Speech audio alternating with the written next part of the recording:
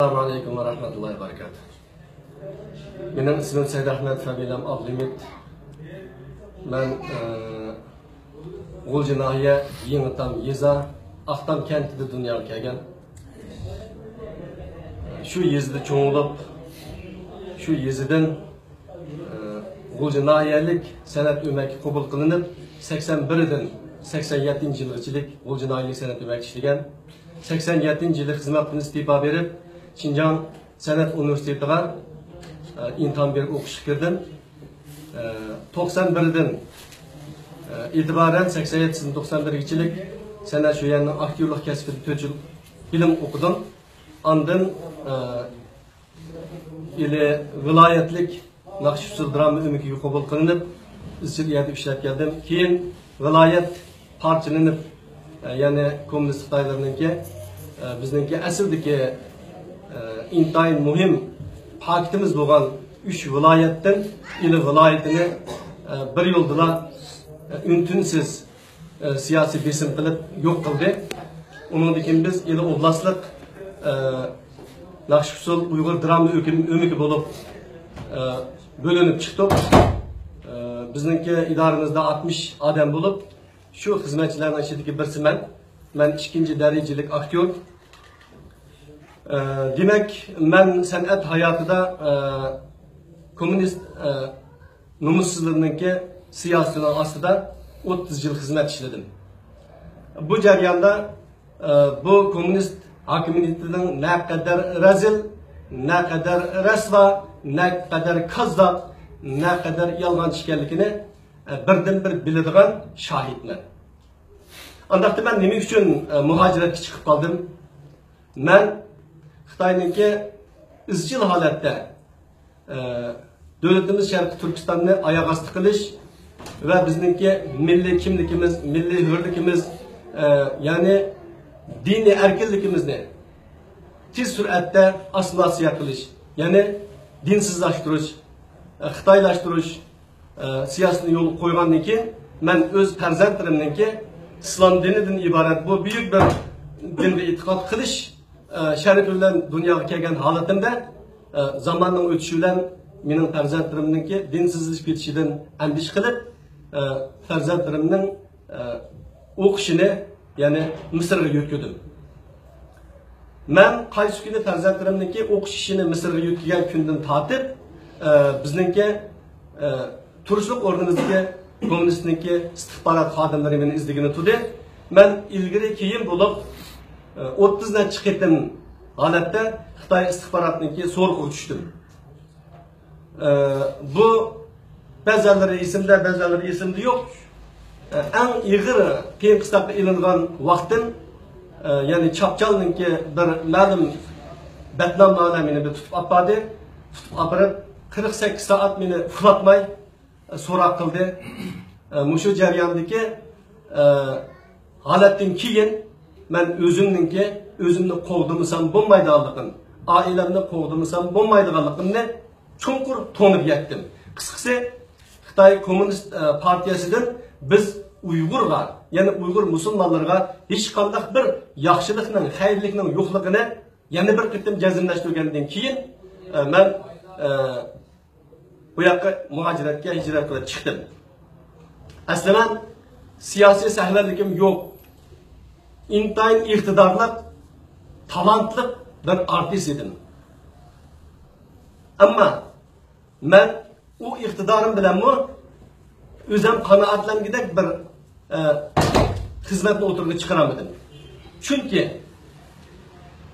vatandagi her bir san'atkor cho'qim Xitoyning dinga, millat iniga, milli örgü adıga karşı olan yakınlardaki meyli tiyatr olsun, meyli nakş olsun, meyli müzik olsun, meyli hatta usulgıçılık hareketler ifadelendiren şu bir usul şekilde mi çokum komünist Xitoyninki artışlıkını, onunki rezillikini medhiyeleydiğen bir tüşünü almasa o hizmetini hiç kim işleyemeydi. Bu fakat bir san'at o'makka mujassamlanish qilgan bir ish olmasdan bütün Şarkı Türkistan'daki Uygur ve Müslüman atalgan her kaysi sahalet işlevatkan memuri kadr yoki bo'lmasa ishchi xizmatchi kim bo'lishidan qat'iy nazar cho'qim Xitoyninki ta'til tashviqiga olqishlab ularni qo'llamoqchilik u xizmat o'rnini saqlab qololmaydi. Kimki shu nohaqchilikning ustida isyonkor bo'ladigan u terrorchi bo'ladi. Gar uning qo'lida to'mirning sunuqi bo'lmasin. Uning naqadar bir ojiz, mazlum ekanligini bilib tursa-mu, uni ya qeri bo'vay demaydi, yoki mo'may demaydi, yoki bir narsada kichik bola ekan demaydi, qamaydi, muddatsiz kesidi, o'ltiradi xolos. Demak, men ahli farzandlarim Misrda o'qiyotgan vaqtida bir qitim keldim. Kelib 3 oylik ruxsat bilan, maktab ruxsati bilan kelgan bolalarimni 3 oy g'o'lji chigirsiga o'tkazolmadim. Ashundaq bir holatda ularni vatanga akilib, uyining bo'sog'isini ko'rsatmay, ya'ni shu o'zlarining turayotgan yeri ular uchun afzal tuyulib, yana shu musofirlikqa qaytib qadam bosdi. Ular ikinci qitim Misrga qaytib ketgandan keyin men izchil holatda ishimning oldidan istixborotdan odamni uzilmaydigan, nada bo'lay, mayli Xotanga boray, mayli Qashqarda bo'lay, mayli Urumchida bo'lay, Ko'rlida bo'lay, Sharqiy Turkistonning qaysi bir zaminida bo'lay, shu yerdagi yerlik istixborot meni tepib oladigan intayin bir muhim siyosiy sezgurlikka iniq bo'lgan bir shaxsga aylanib qoldim. Men oxiri bularning meni cho'qim izdiraksiz yo'qotadiganligiga ishongandan keyin ondan men muhojiratga otlandim. Endi bu yerda texnik Xitoyniki, ya'ni kommunistlarning yana bir razilligi, men 30 yil ishlagandan keyin og'riq dam olishiga chiqdim. Og'riq dam olishiga chiqib 5000 yuan, ya'ni xalq puliga, Xitoy puligini selishtirgan shunchalik narsadan dam olishga chiqdim. Ammo men chigiradan chiqib 3 oydan keyin meniki o dam olishga chiqqan muashimni kesildi. Shu kundan tortib men 2 yildan oshdi, mana 3-chi yilga qadam qo'ydim. Ne qarindoshlarim bilan, ne birodarlarim bilan, ne urug' tuqqanlarim bilan hech kim bilan aloqa qilolmadim. Chunki ular men bilan aloqa qilsa jazolanadi, kesiladi, bu aniq. Shunda bo'lganligi uchun men buni shaxsan to'g'ri tushunsammi, endi biz mehr muhabbatlik bir xalq bo'lganligimiz uchun bu bizga to'liq ig'ir tuyuldi. Bizning idoradan bir ishchi odam men bilan aloqalashgan bo'ldi.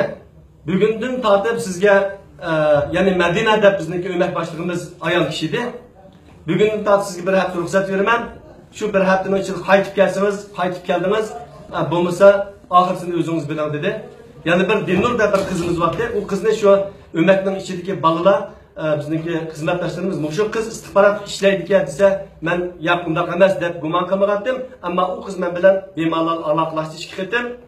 Uningdan ilgari va keyin mening hech qanday qarindishim, ya'ni biz 5 bola bo'lib, mening ismim Saidahmad Ablimid, Rushangul Ablimid, Gulbahram Ablimid, Turg'onjon Ablimid, Abdurahmon Ablimid.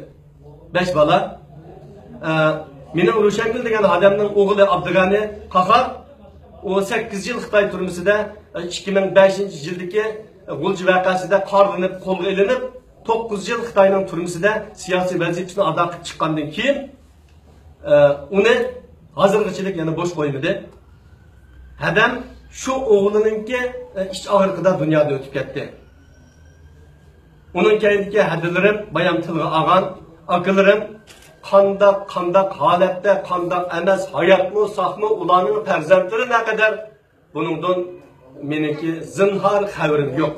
Qisqasi, men o'zim hayot kechirgan shu Sharqiy Turkiston, davlatim Sharqiy Turkistonda Xitoyning zulmining ne kadar ig'irligiga, ne kadar rahimsizligiga o Komünist partiyaniki men şahit ve hem shunday guvohlik beramanki, Xitoyda 3 milliondan o'shiq, 3 million degan bir son cheklan bo'lib qoldi. Menimcha uningdan o'shiq insonlarniki kamp degan bu qalpoq kiygizilgan o'rinda jazolanayotganligi, tecrübe kılınıvatkanlığı, öldürülüvatkanlığı der hakikat.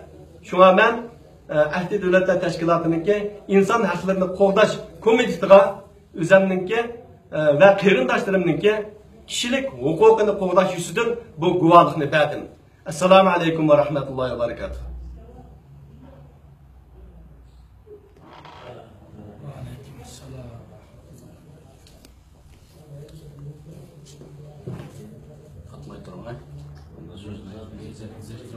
Yani guvalık degan aşağı bilirse o.